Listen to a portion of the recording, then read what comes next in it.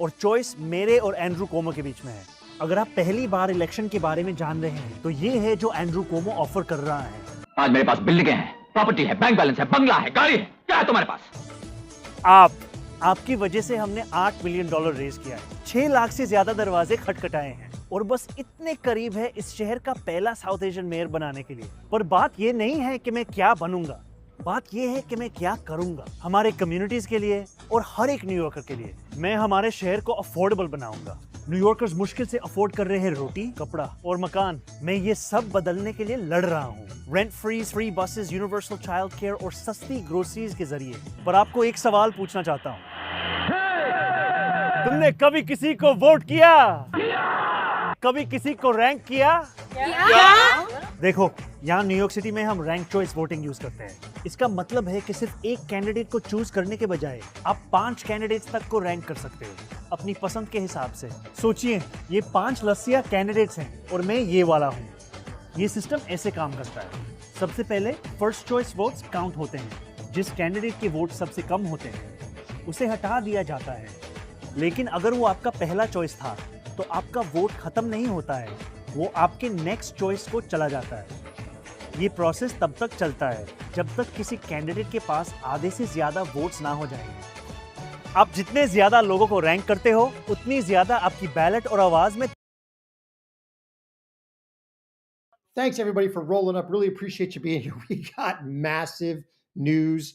Some of you may have heard this, but we are going to dive into the victory of Zohran Mamdani in the Dem primary for New York City mayor. The Democrats have literally gone and elected an Islamist, Muslim, communist to be their candidate in New York City. This is absolutely nutcaseville. You've got to check this out. So you saw there a campaign ad by Mamdani, literally in another language, broadcast in another language for the city of New York in a campaign ad. It's absolutely nuts. But that is the level of insanity that New York has descended into. Hence our thumbnail, New York has fallen.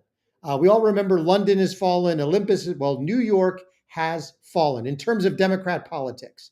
This could be the end of the Democrat Party as we know it. It could also be the end of the greatest city in the world as we know it. However, there is some hope. But as he was explaining in that ridiculous campaign video, which I believe was in Hindi or Urdu, so it wasn't Arabic, but it was in Hindi, I believe.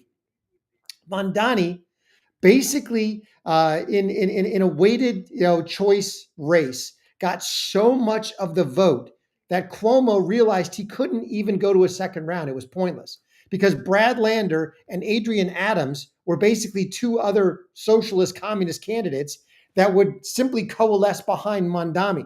So Cuomo conceded after round 1. There was no second, third round.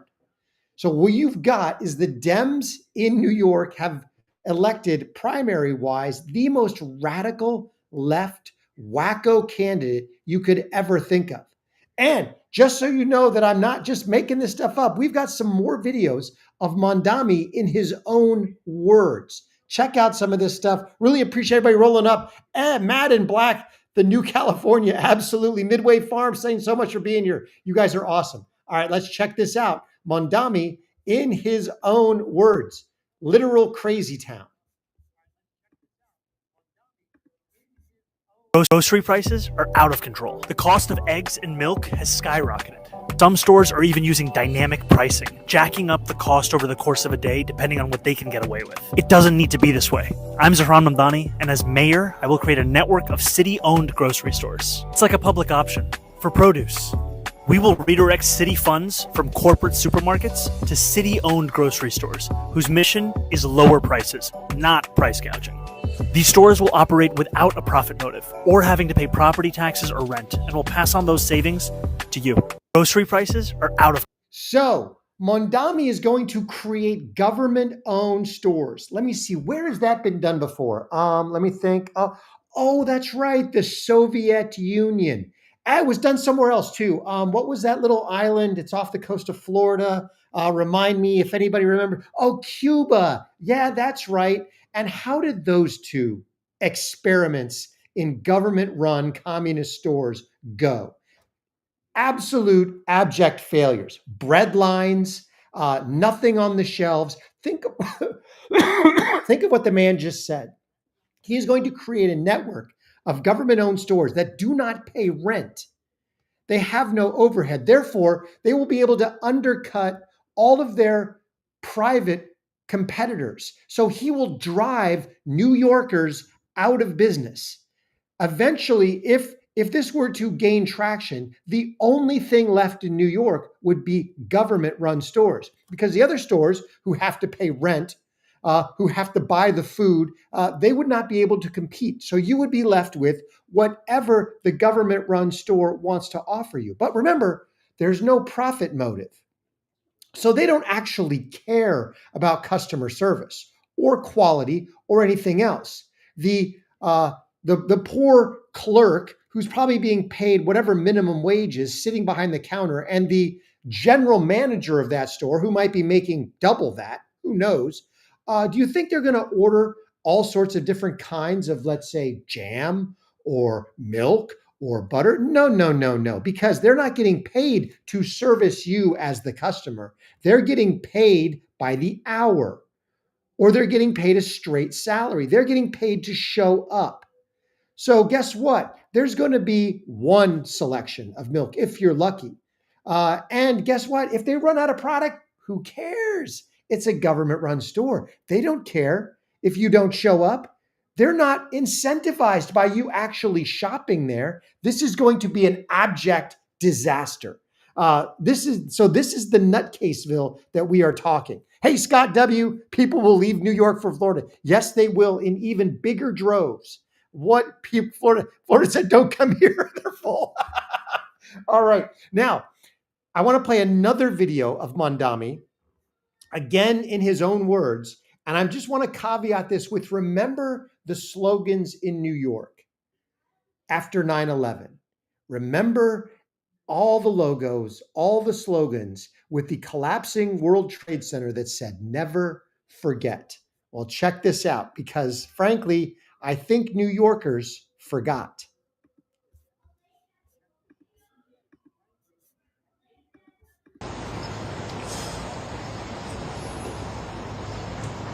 I get messages that say the only good Muslim is a dead Muslim. I get threats on my life.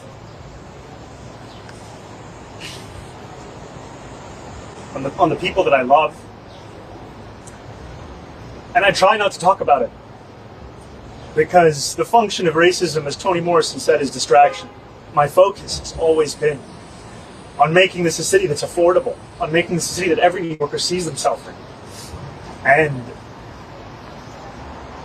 it takes a toll, because this is a city that every single person deserves to be in. It's a city that we all belong to. And the thing that's made me proudest in this campaign is that the strength of our movement is built on our ability to have built something across Jewish and Muslim New Yorkers, across New Yorkers of all faiths, and all backgrounds, and all boroughs. And anti-Semitism is such a real issue in the city.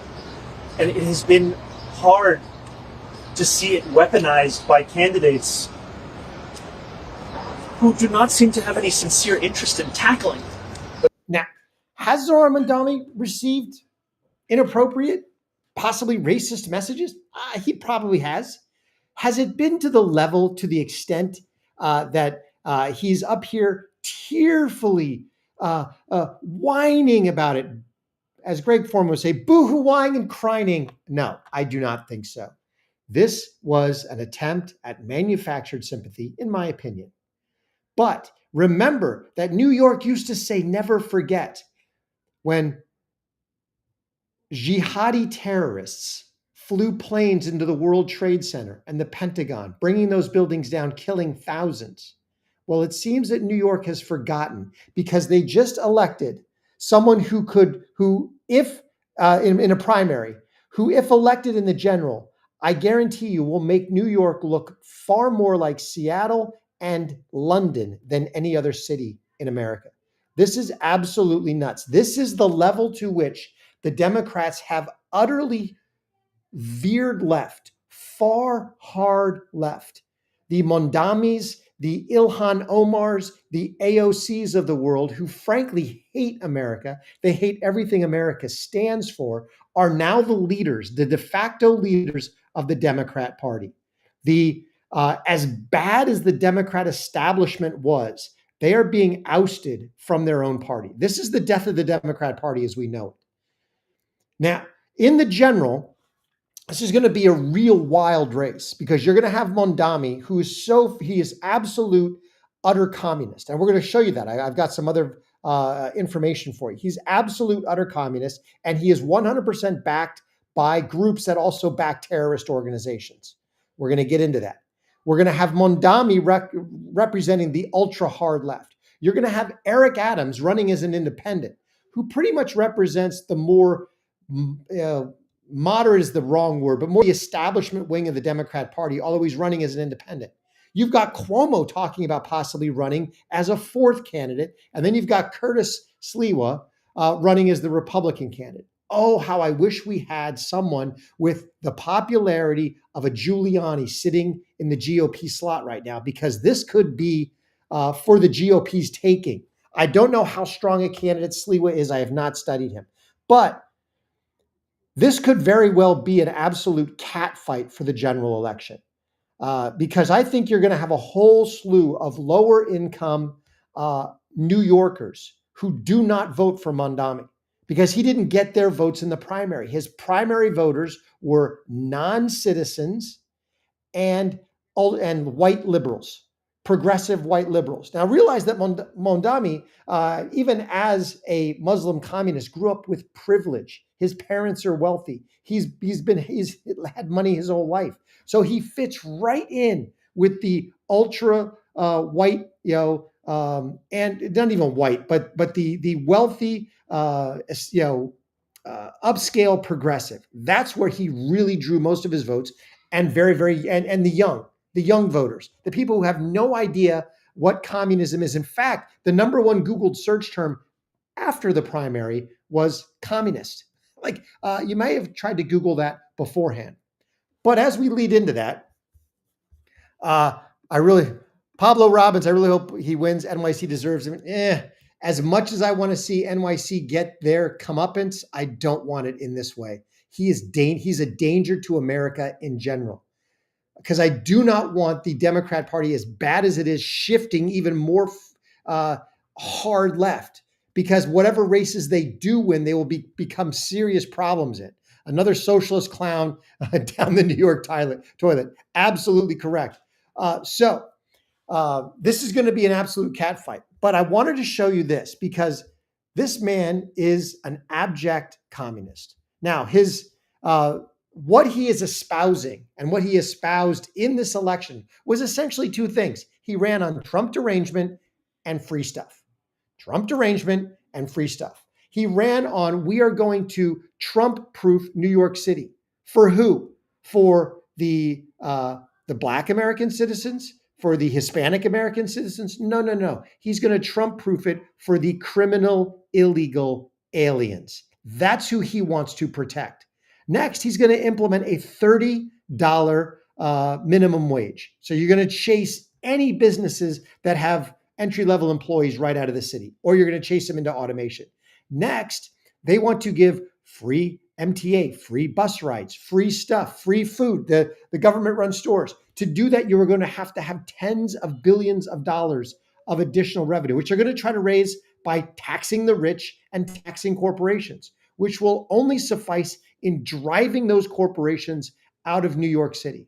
He's even going to try to say any business that does business in New York City, we are going to subject your entire income to an 11.5% tax, which will immediately be struck down by the courts. The only thing he'll be able to tax is whatever portion of business that corporation does in New York City, which will simply force all those businesses out of New York City. They'll do business in Jersey. They'll do business in White Plains. They'll do business somewhere else, but it won't be New York City, which will cause the revenues to fall. It will collapse the tax base. Their bonds will no longer be able to uphold any level of debt by the city. This is going to be an absolute disaster.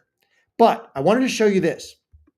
because who this mayor idolizes and loves and considers a friend and a mentor is someone by the name of Rajendran, the new mayor. And I'm not even going to try to pronounce this city, but it's a city in India. She is absolutely a communist, left alternative and communist.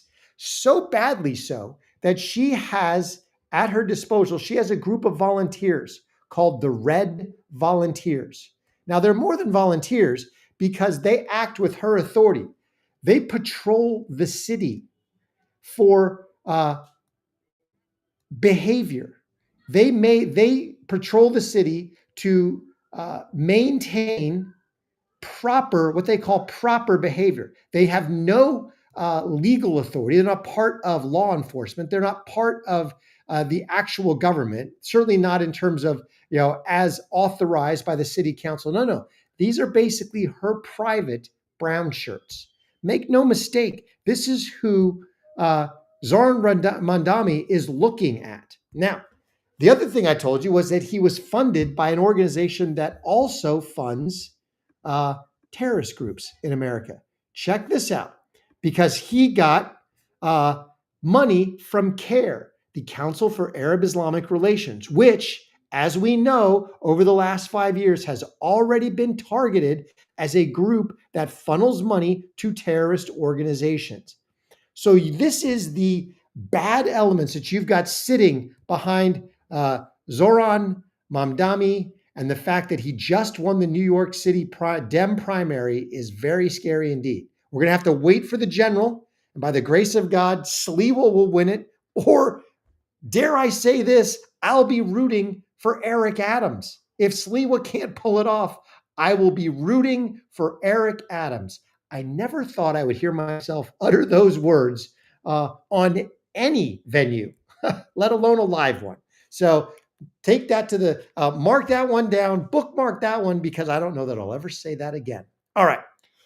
Thanks everybody for rolling up. Exactly. Pablo Robbins, CARE is Muslim Brotherhood, 100%.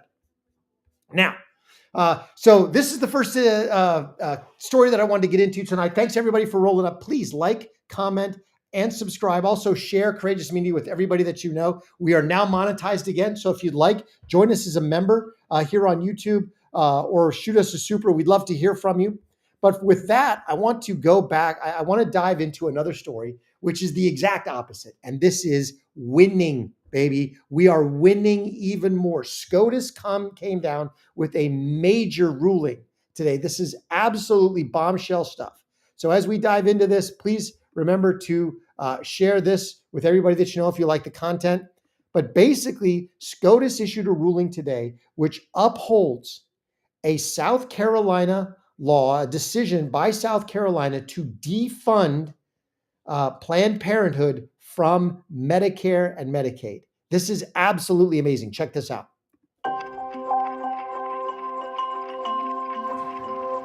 Today, in the important case known as Medina versus Planned Parenthood, the U.S. Supreme Court ruled that states have the right to defund Planned Parenthood. In this case, the state of South Carolina took this action through their Medicaid program. Southern Baptists value life and affirm that taxpayer funds should never be directed toward abortion providers like Planned Parenthood. And that is exactly what the brief that we filed before the court said. In light of the Dobbs decision that overturned Roe versus Wade, which allowed states to once again set policy about abortion, we applaud this creative thinking about how to protect life and combat the horrors of Planned Parenthood.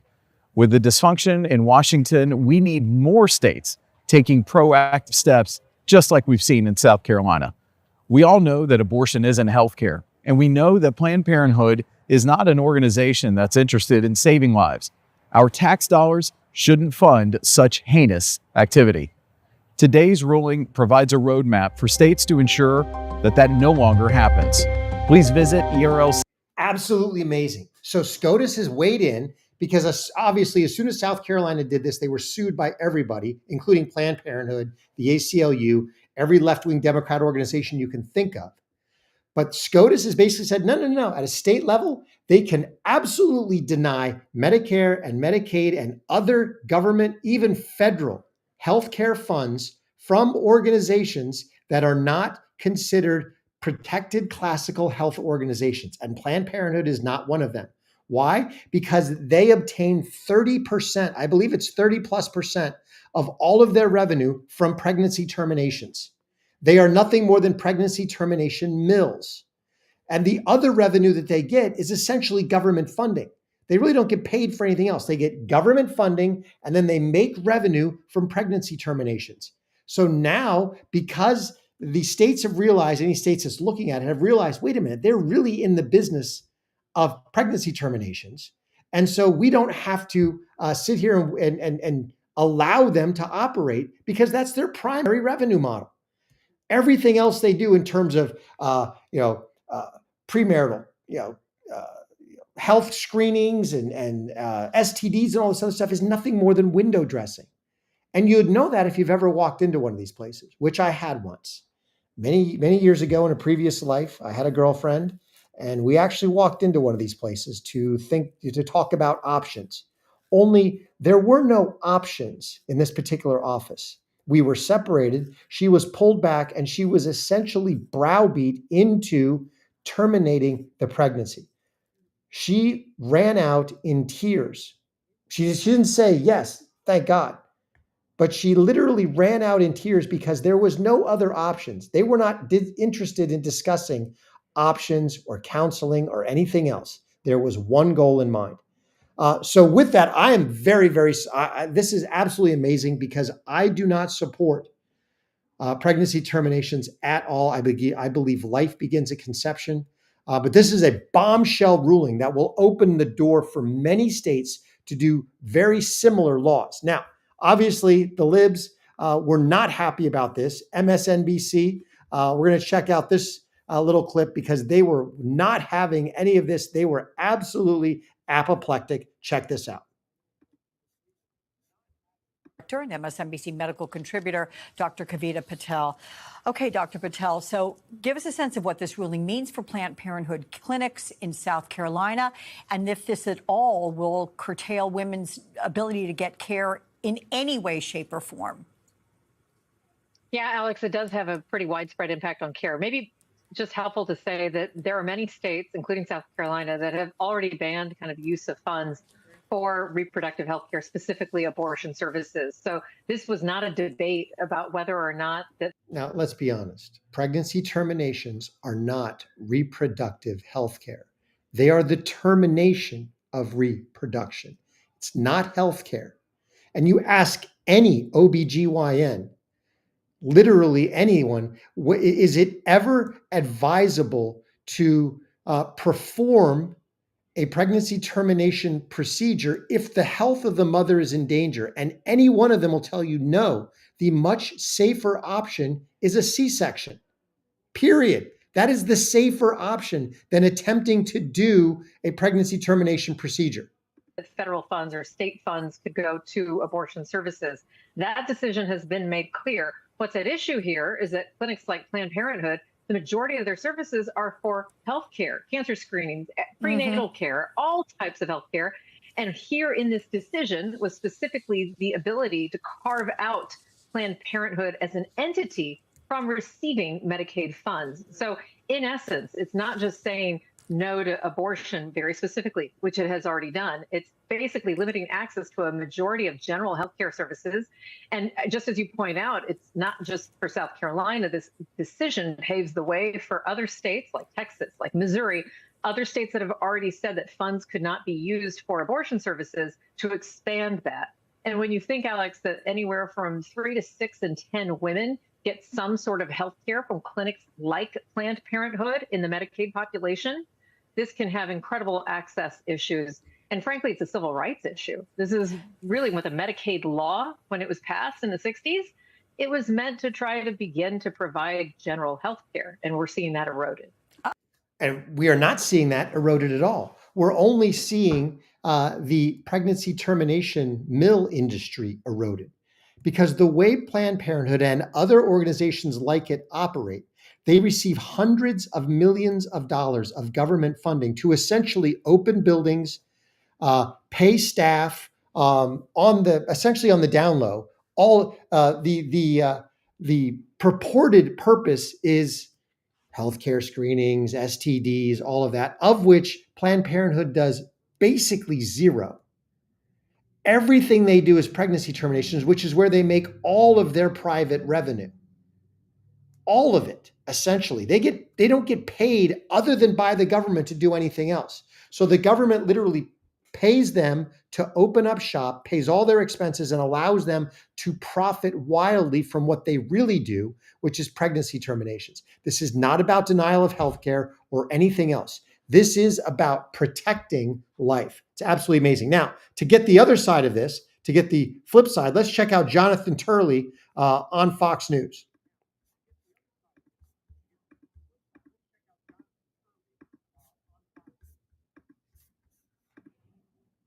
Constitutional law attorney and George Washington University professor. Great to have you here, Jonathan. So first, please preview this big Friday that we've got coming up on these rulings. It's quite a finale if you stuck to the end, because you're going to get a lot of the cases we've been waiting for.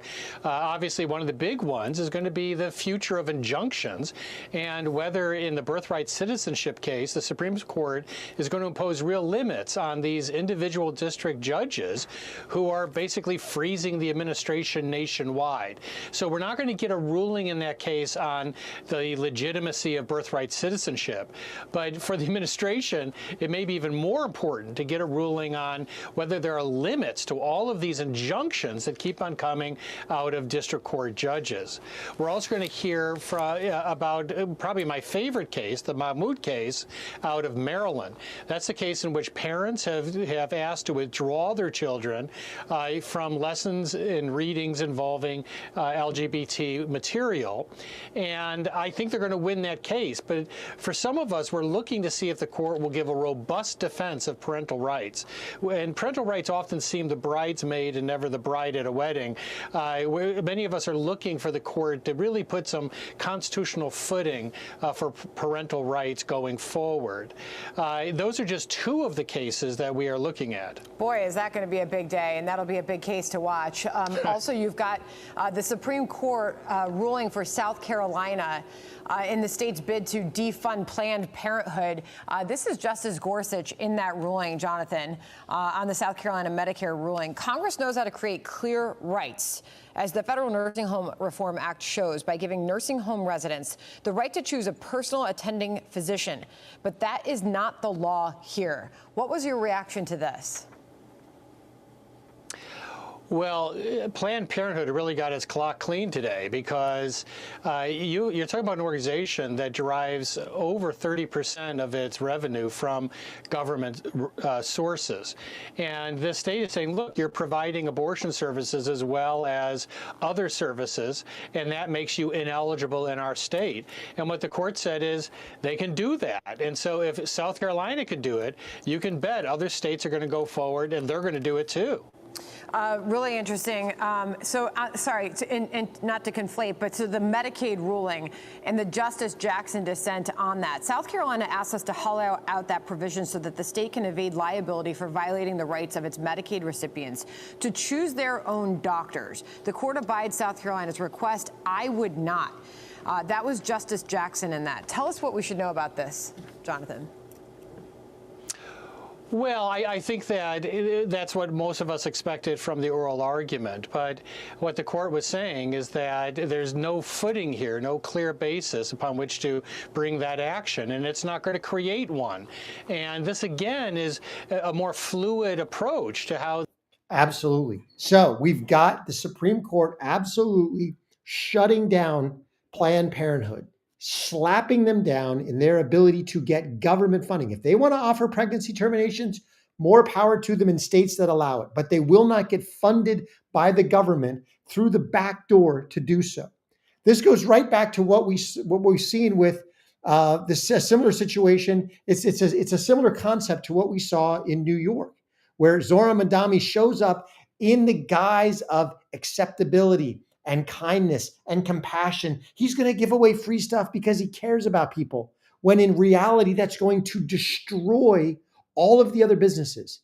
Government-run grocery stores are going to destroy every other grocery store and bodega in the city, putting them out of business, destroying their livelihood. And then in the second case, destroying choice and quality for everybody else. The same thing happened with pregnancy terminations. They build it as, oh, it's compassionate, it's caring, when in reality, it was evil and murderous. It's the same basic underlying principle, just applied in two different ways. But hey, that's our second snippet for tonight. Really appreciate everybody staying on. Thanks so much for you. Joan Brown in the house. NYC is just a hellhole going down an even darker hole. Absolutely correct. Now, thanks everybody for rolling up. Please like, comment, and subscribe. Most importantly, share Courageous Media with everybody that you know. I've got a couple clips that I want you to see that we're going to react to and comment on. The first one is Steven Crowder, who went absolutely nuclear on Candace Owens and Dave Smith and others that have been lambasting the president over this entire Iran situation. I want you to check this out. This is absolutely amazing stuff by Crowder. Here we go.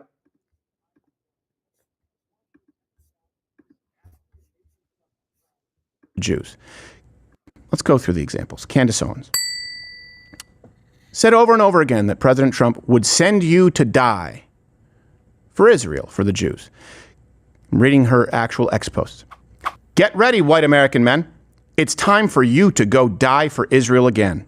If you don't want to die for Israel, then you are an anti-Semite. Sign up to die in Iran for Netanyahu today, or just admit you hate Jews. Here's another one.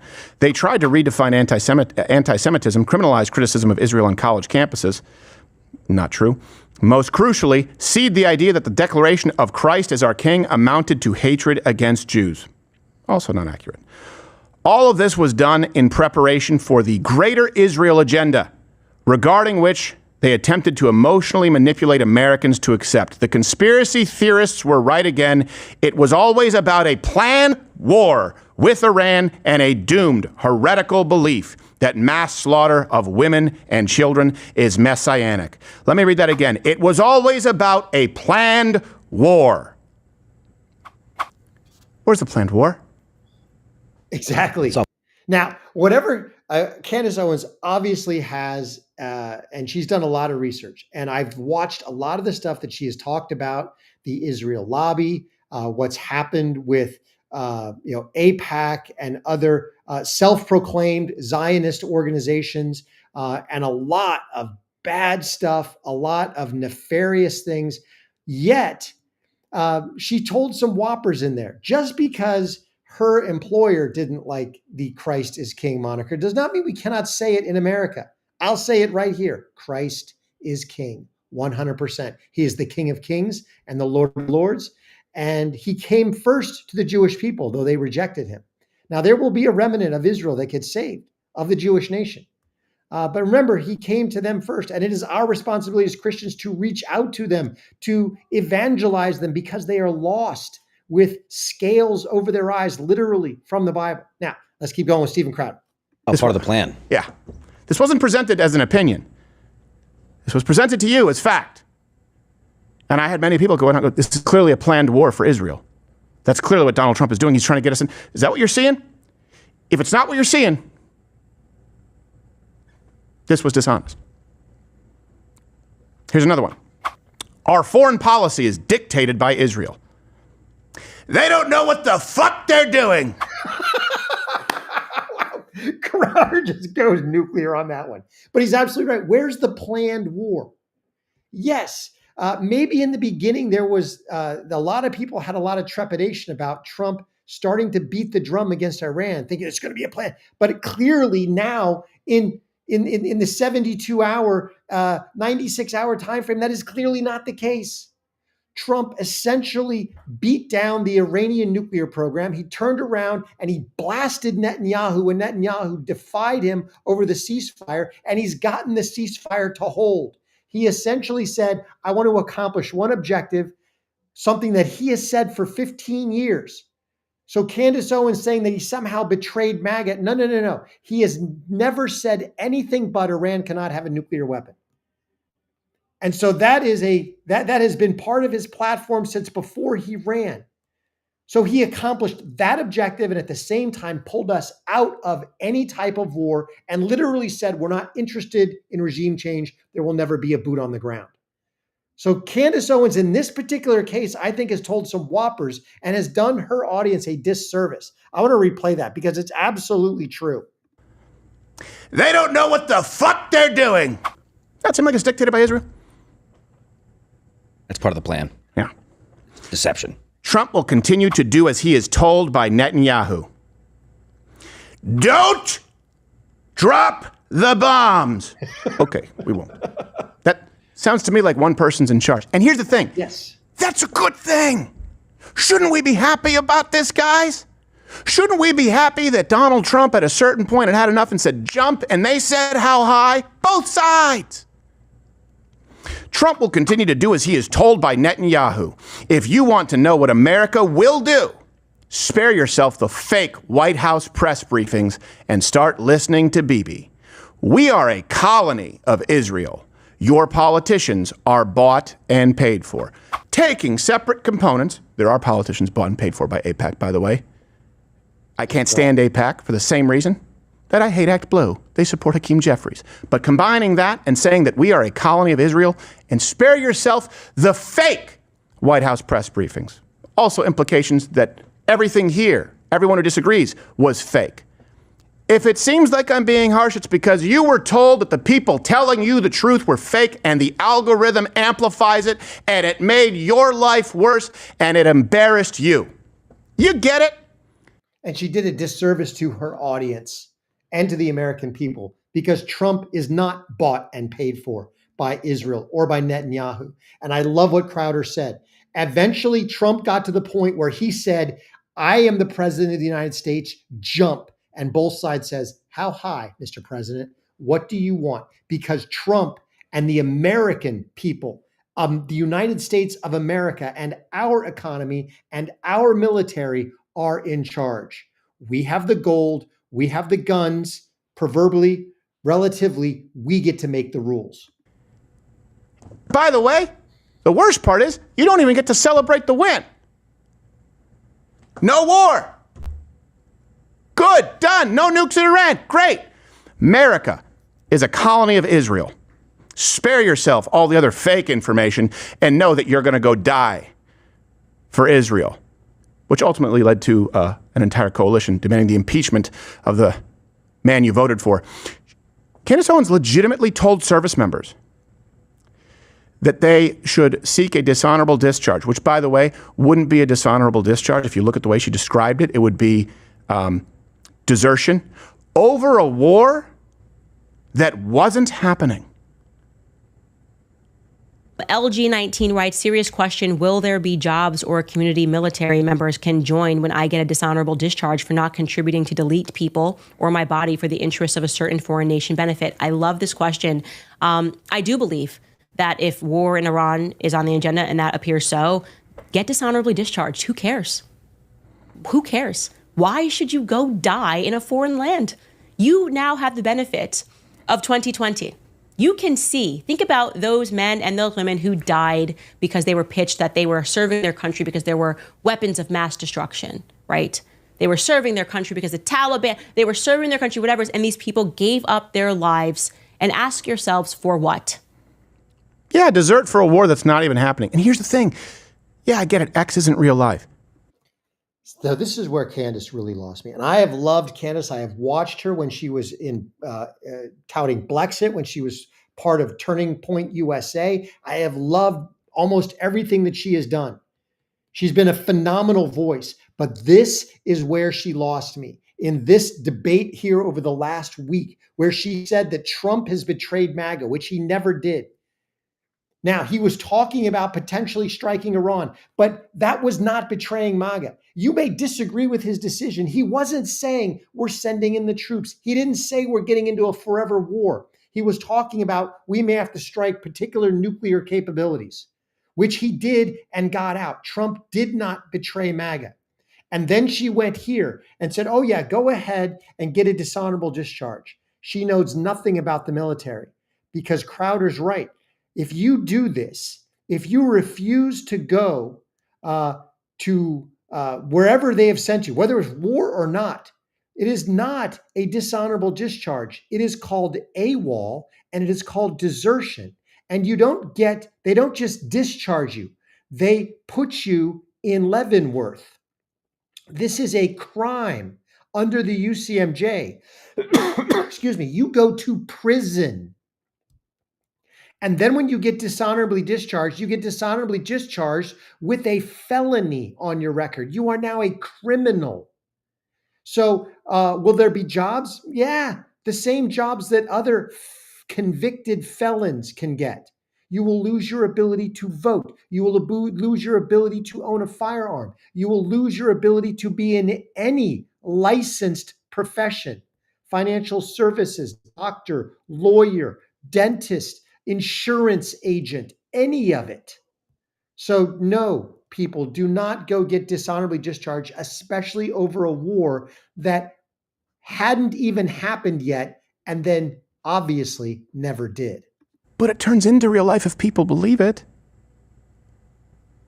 And some soldiers, I guarantee you, believed it. Some soldiers still fell for it. Some are still falling for it. Like Private who is still AWOL and doesn't know the war is over, anti-Semitic Jim. This guy got the short end. He doesn't hates Jews. Absolute crazy town. All right, I got one more clip that I want to play. This goes in the absolute opposite direction. While the radical leftists were winning in New York, the radical leftists that started this kind of whole nonsense, Bernie Sanders, was getting destroyed by Joe Rogan. You've got to check this out. This is absolutely amazing.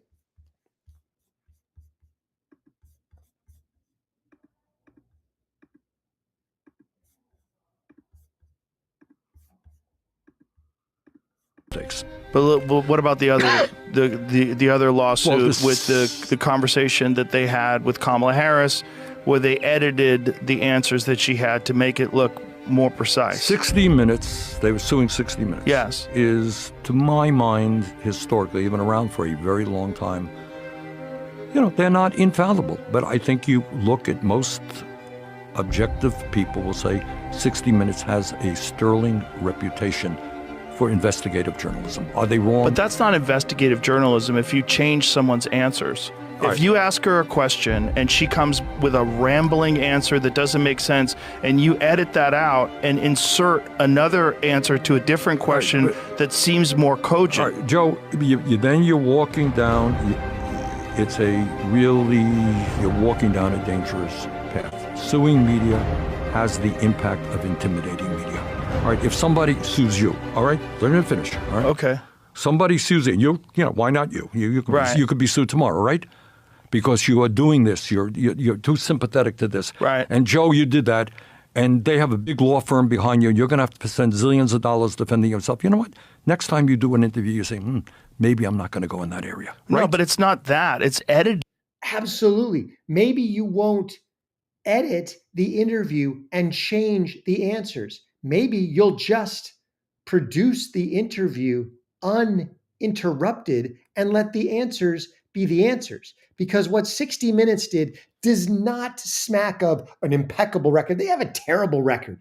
They're a completely biased horse crap organization, horse crap news show. They are horrible.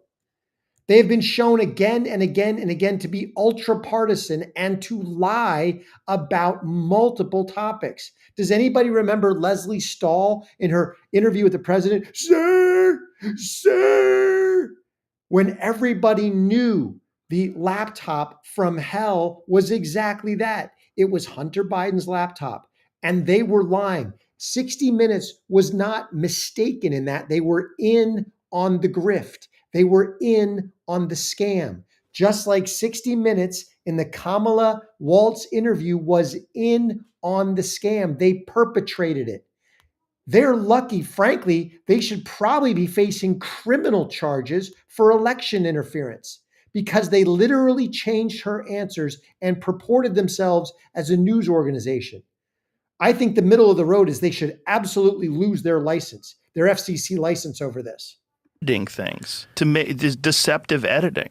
Joe, so in deceptive editing, I don't you know, give people a different perception of who this candidate is than reality. Right, but you got to explain. But that's not objective journalism. I know, but that's campaigning for that person. Right, but would you agree with that? I don't have those details. I don't know that I agree with your analysis of it. I don't know enough. I think that's universally accepted that that's what they did. And you got to tell me why he is suing ABC. Why he's suing Meta. Let's just talk about the 60 Minutes one first. No, but it's not just we could go to ABC, but I'm not aware of that one. He's suing ABC because he was defamed over and over and over again by George Slopadopoulos on national television, who essentially accused him of rape. You cannot do that when it's not true. George Stephanopoulos said something that he didn't like. But the point is, what did Stephanopoulos say? I can't remember. It was I honestly don't remember. But well, I think what he was saying was factually incorrect about the results of one of Trump's trials. All right. Guess what? If I were to sue everybody who said things that were factually incorrect about me, I'd be suing people zillions of times. But Joe, what you're saying is, look, does media get it wrong sometimes? Absolutely. Should you have the most powerful person in America suing media? What is the impact of that? The impact is clearly intimidation.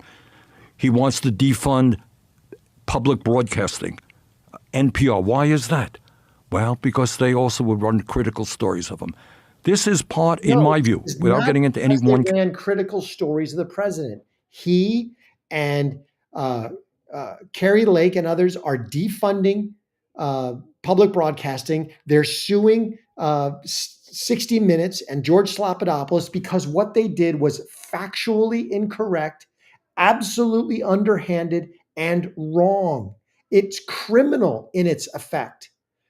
60 Minutes re-edited an interview. They changed her answers. They spliced things together so that she said on air, they purported that she said something she never said. She did not use those words in that order as an answer to that question. It was 100, it's more than deceptive. It's manipulated, it's created, it's fictional, it's a lie. They knowingly told a lie on national television. Slopadopoulos did the same thing.